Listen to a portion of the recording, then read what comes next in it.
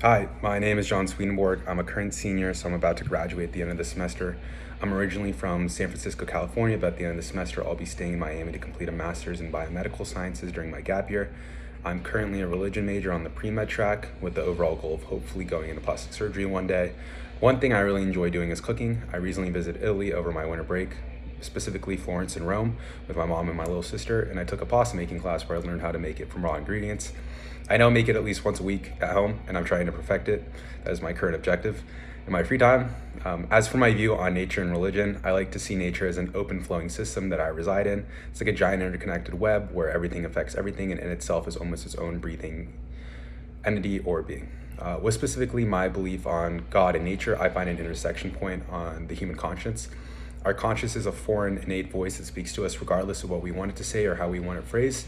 It's a guiding voice that steers us from right and wrong. I haven't found a reasonable explanation for it other than to look at it as the voice of God guiding me through life. The more I listen to it, the better my life goes and the better my decisions are. Therefore, I believe that there's a piece of God, or more specifically, the essence or spirit of God, central in me and at the core of everyone else. Also, just looking at the human body and seeing how all the parts of the body are made and how even at the cellular level, there are millions of things and parts that occur simultaneously. It seems as though there's some guided level of intelligence or conscious in our bodies and everything obeys by it.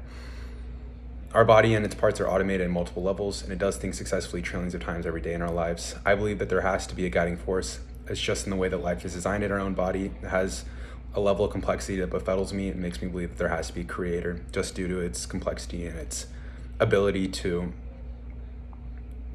repeatedly succeed in every aspect. Like if it fails, we don't no longer live, and it's just built on millions and trillions and billions of just successful steps that it just never fails at.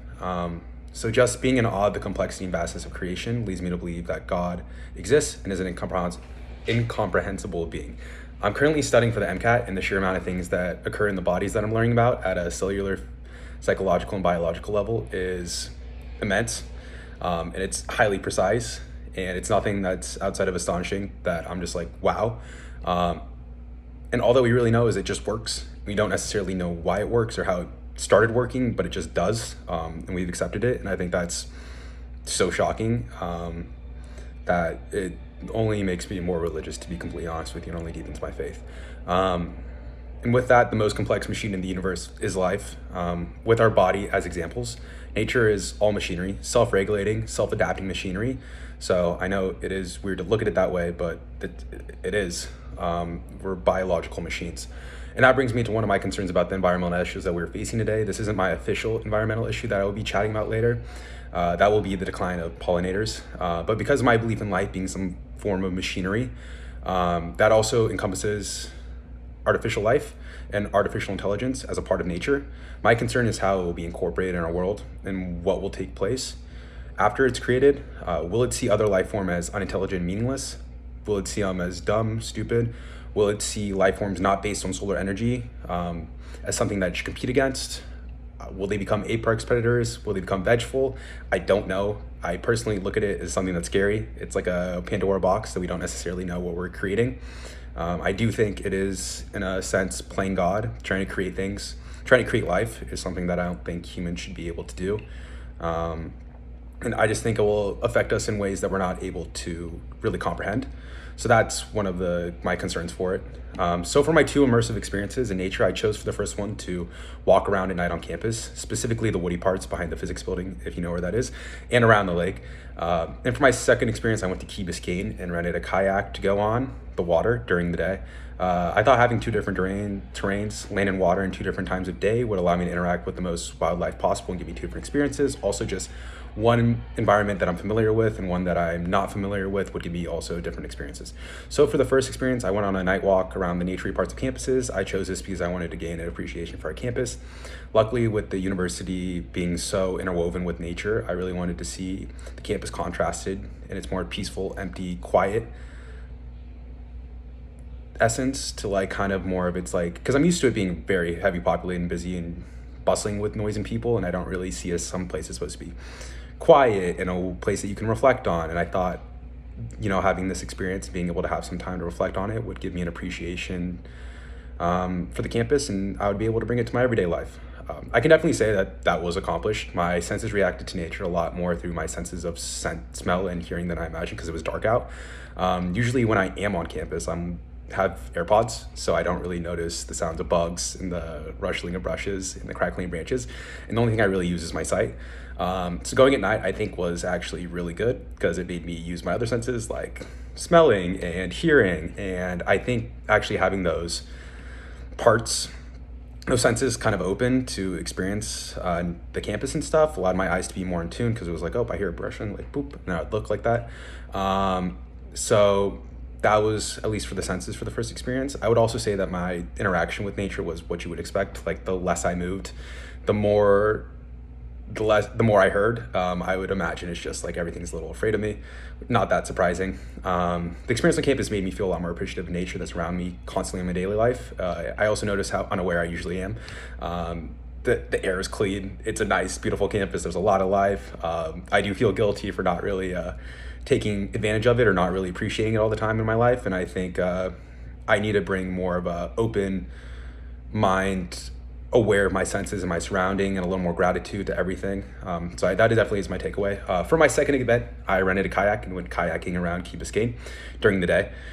Nature reacted to me a lot more visually. I was able to see things in the distance and see them stir away or approach curiously. I got to see iguanas in the mangroves, manatees in the water, and birds on the water. So obviously a very different subset of species than I got on campus, which was a great thing. That's what I really wanted to accomplish. The animals must have gotten a lot of exposure to humans because they didn't act afraid of me.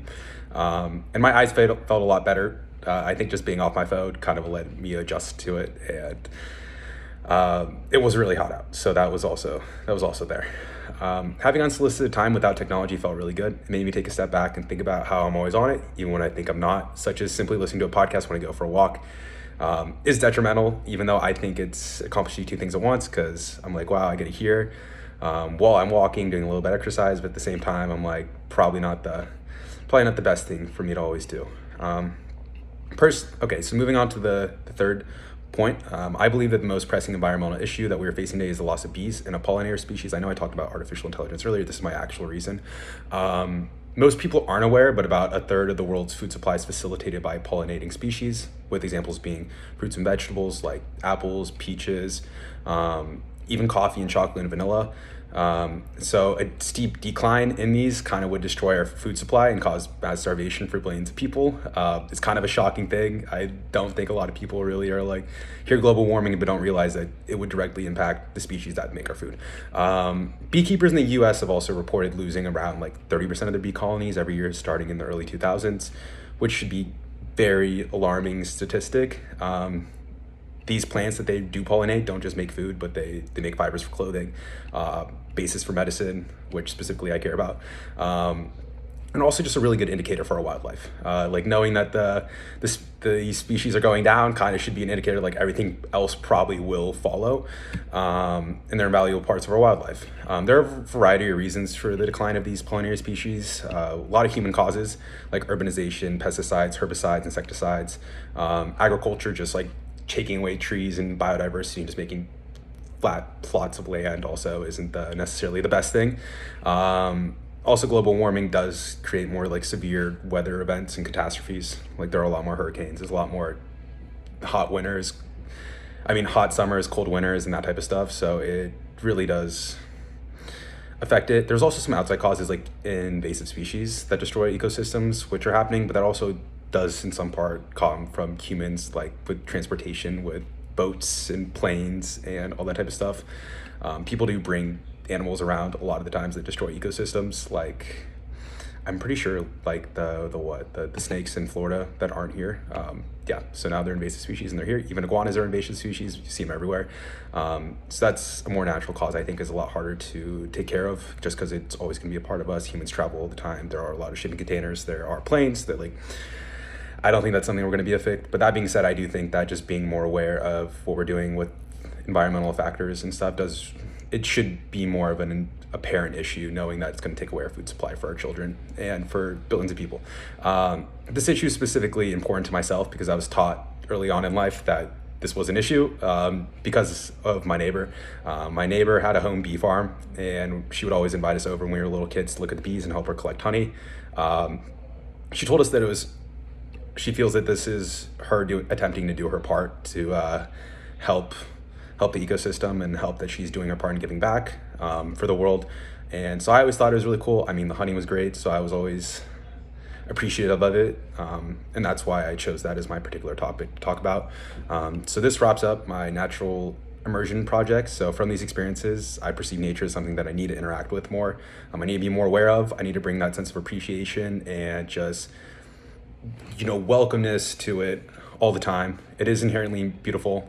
I mean, Miami I couldn't choose a better place to try to be more aware of it. It is quite literally everywhere. It's always everywhere. Life just finds a way to exist. Even if you're on the 12th story of the freshman dorms, like there are lizards in the bathroom. Like it just happens. And I think it could be a tool to kind of teach me about myself. I think it's just something that we're a part of. Like it existed before us, it exists after us. I think, especially with the increase of technology and stuff, it's kind of harder to interact with it, but I think it is something that is useful and we should try to connect with. It's our roots. You know what I mean? It's where we came from. It's probably where we go back over time. Even though there is a lot of more technology, people probably will try more and more to kind of contrast that by probably going into more remote places and trying to move away. I mean, like we kind of see this society with people moving out of like California cities to like Texas or Montana. Like there is a societal attempt to reconnect with the outdoors. So that's all I have for my nature immersion project. Thank you for listening. Hope you have a great day or night.